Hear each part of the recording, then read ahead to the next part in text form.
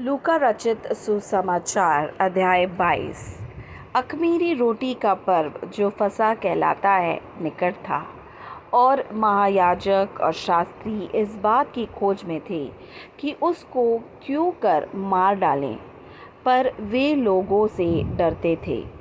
और शैतान यहूदा में समाया, जो इस्करियोती कहलाता और 12 चेलों में गिना जाता था।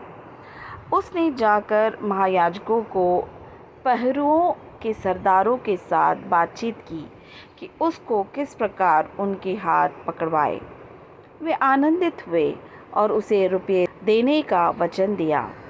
उसने मान लिया और अवसर ढूंढने लगा कि बिना उपद्रव के उसे उनके हाथ पकड़वा दे। तब अख़मीरी रोटी के पर्व का दिन आया, जिसमें फसह का मेमना बलि करना आवश्यक था। और यीशु ने पतरस और यूहन्ना को यह कहकर भेजा कि जाकर हमारे खाने के लिए फसह तैयार करो। उन्होंने उससे पूछा, तू कहाँ चाहता है कि हम तैयार करें? उसने उनसे कहा, देखो, नगर में प्रवेश करते ही एक मनुष्य जल का घड़ा उठाए हुए तुम्हें मिलेगा।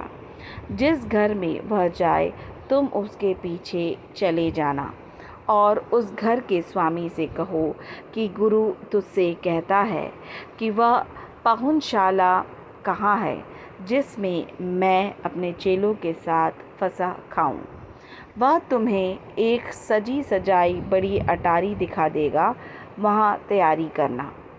उन्होंने जाकर जैसा उसने उनसे कहा था वैसा ही पाया और फसह तैयार किया।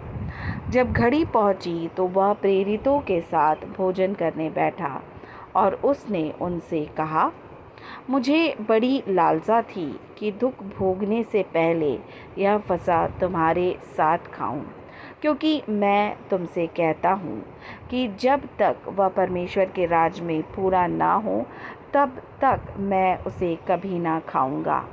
तब उसने कटोरा लेकर धन्यवाद किया और कहा, इसको लो और आपस में बांट लो, क्योंकि मैं तुमसे कहता हूँ कि जब तक परमेश्वर का राज्य न आए, तब तक मैं दाख रस अब से कभी ना पीऊँगा। फिर उसने रोटी ली और धन्यवाद करके तोड़ी और उनको यह कहते हुए दी कि यह मेरी देह है, जो तुम्हारे लिए दी जाती है। मेरे स्मरण के लिए यही किया करो। इसी रीति से उसने बियारी के बाद कटोरा भी यह कहते हुए दिया कि यह कटोरा मेरे उस लहू में जो तुम्हारे लिए बहाया जाता है नई वाचा है। पर देखो, मेरे पकड़वाने वाले का हाथ मेरे साथ मेज़ पर है, क्योंकि मनुष्य का पुत्र तो जैसा उसके लिए ठहराया गया जाता ही है, पर हाय उस मनुष्य पर जिसके द्वारा वह पकड़वाया जाता है। तब वे आपस में पूछताछ करने लगे कि हम में से कौन है जो यह काम करेगा। उनमें यह वाद विवाद भी हुआ कि हम में से कौन बड़ा समझा जाता है। उसने उनसे कहा, अन्य जातियों के राजा उन पर प्रभुता करते हैं, और जो उन पर अधिकार रखते हैं वे उपकारक कहलाते हैं। परंतु तुम ऐसे ना होना, वरन जो तुम में बड़ा है वह छोटे की नाई, और जो प्रधान है वह सेवक की नाई बने।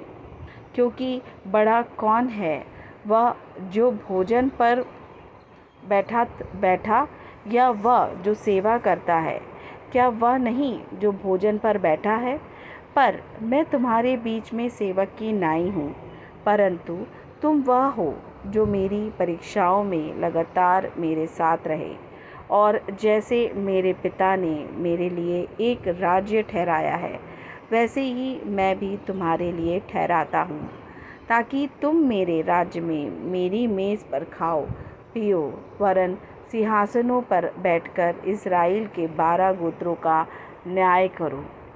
शमौन, हे शमौन, देख, शैतान ने तुम लोगों को मांग लिया है कि गेहूं की नाई फटके, परंतु मैंने तेरे लिए विनती की कि तेरा विश्वास जाता ना रहे, और जब तू फिरे तो अपने भाइयों को स्थिर करना। उसने उससे कहा, हे प्रभु, मैं तेरे साथ बंदीगृह जाने वरन मरने को भी तैयार हूँ। उसने कहा, हे पतरस, मैं तुझसे कहता हूँ कि आज मुर्ग बांग ना देगा जब तक तू 3 बार मेरा इनकार ना कर लेगा कि मैं उसे नहीं जानता। और उसने उनसे कहा कि जब मैंने तुम्हें बटुए और झोली और जूते बिना भेजा था तो क्या तुमको किसी वस्तु की घटी हुई थी? उन्होंने कहा, किसी वस्तु की नहीं।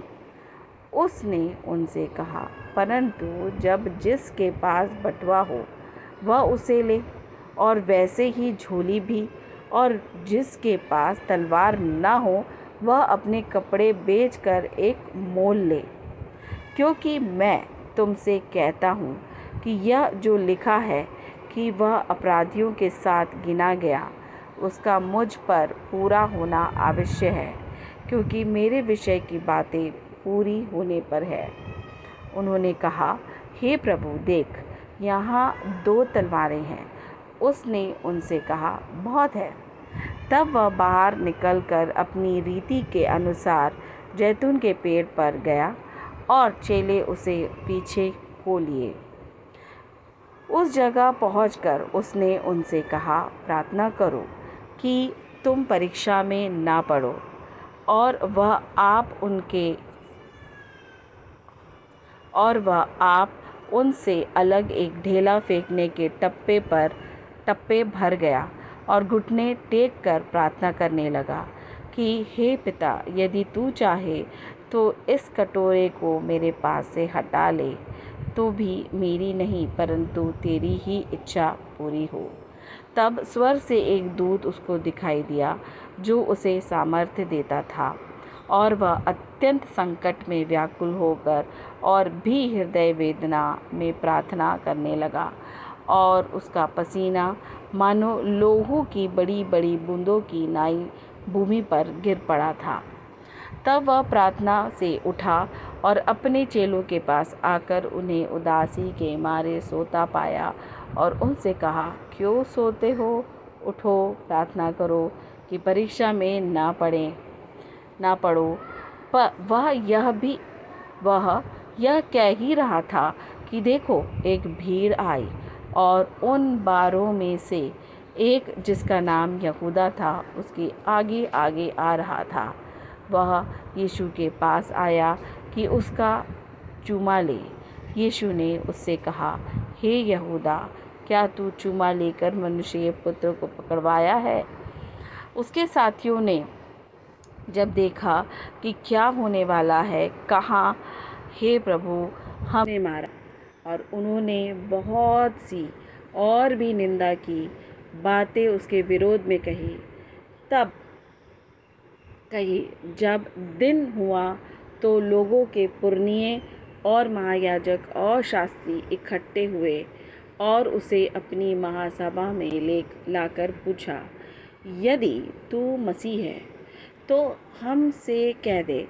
उसने उनसे कहा, यदि मैं तुमसे कहूँ तो प्रतीति ना करोगे, और यदि पूछूं तो उत्तर ना दोगे। परंतु अब से मनुष्य का पुत्र सर्वशक्तिमान परमेश्वर की दाहिने ओर बैठा रहेगा। इस पर सबने कहा, तो क्या तू परमेश्वर का पुत्र है? उसने उनसे कहा, तुम आप ही कहते हो, क्योंकि मैं हूँ। तब उन्होंने कहा, अब हमें गवाही का क्या प्रयोजन है, क्योंकि हमने आप ही उसके मुंह से सुन लिया है।